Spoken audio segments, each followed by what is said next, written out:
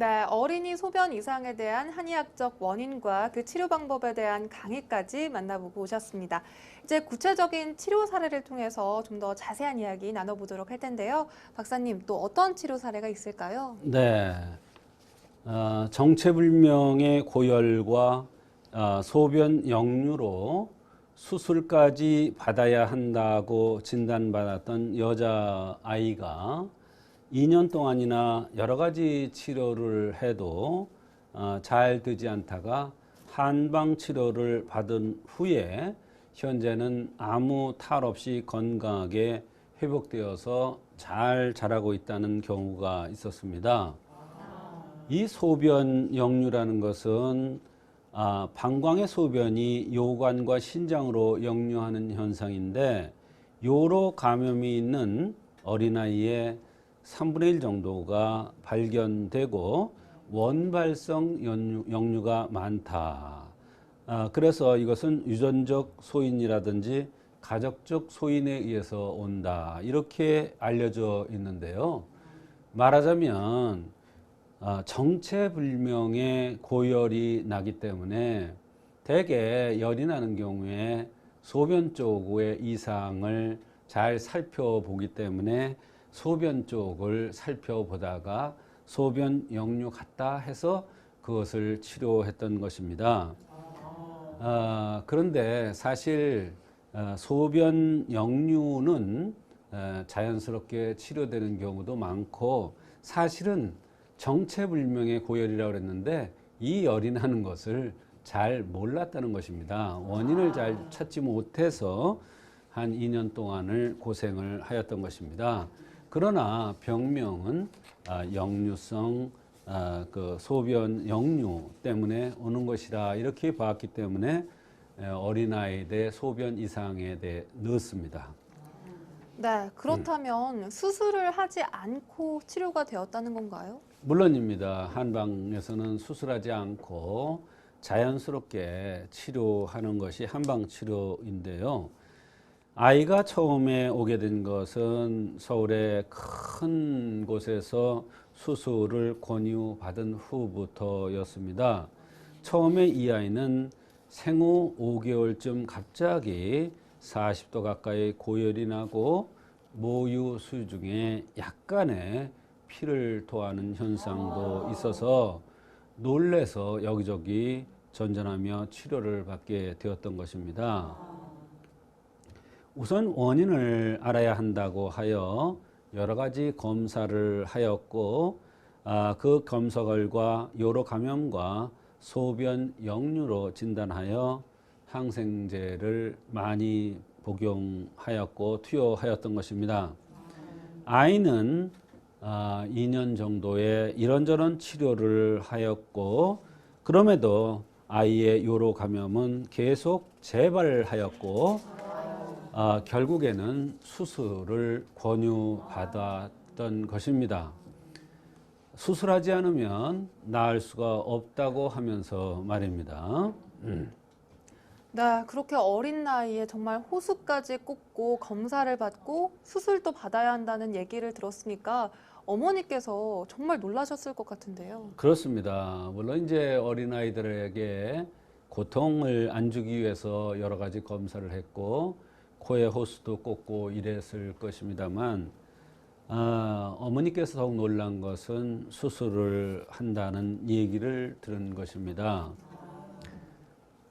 그래서 수술 과정이 어떠냐 물어보았더니 4시간에 걸친 수술이라고 하여서, 또 수술 후에 재발하지 않느냐 물어보니까 재발하지 않는다는 보장도 없다고 하여서 그 말에 놀란 아이의 어머니가 저를 찾아온 것입니다.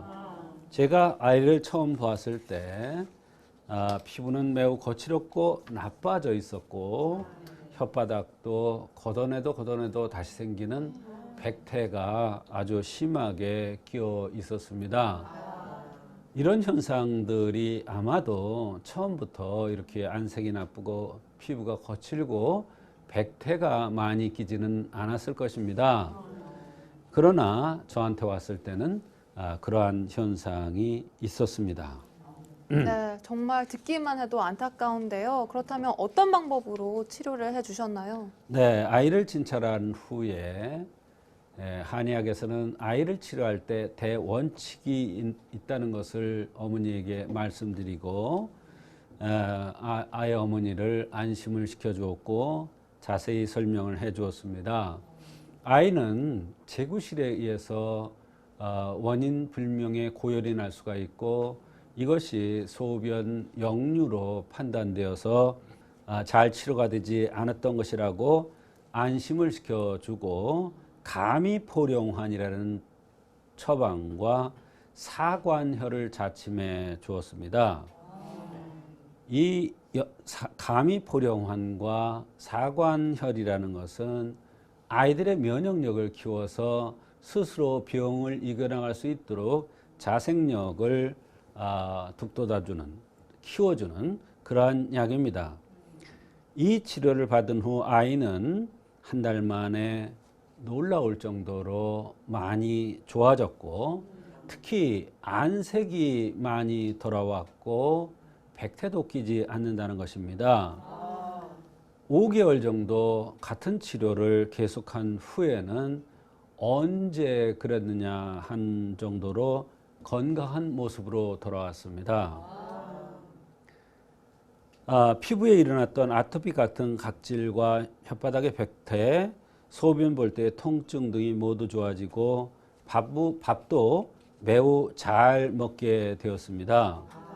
그리고 한방 치료를 시작한 이후부터 현재 5살이 되기까지 이런저런 치료를 전혀 받지 않아도 되는 건강한 아이로 잘 성장했으며 재발 없이 잘 지내고 있다는 것입니다.